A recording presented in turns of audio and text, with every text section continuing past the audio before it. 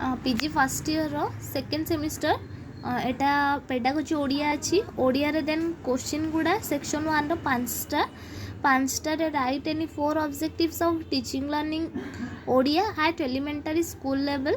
B question what is recitation and narration method of teaching Odia. C. What is collaborative learning strategy in teaching Odia?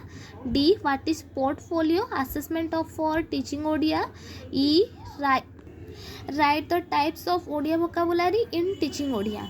Section 2 2 number discuss about the concept and role of mother tongue in the life of an individual.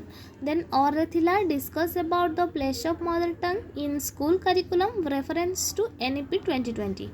Next 3 number thila discuss about the problems and issues related to acquisition of Odia language in multilingual context or discuss about any two approaches methods of teaching Odia.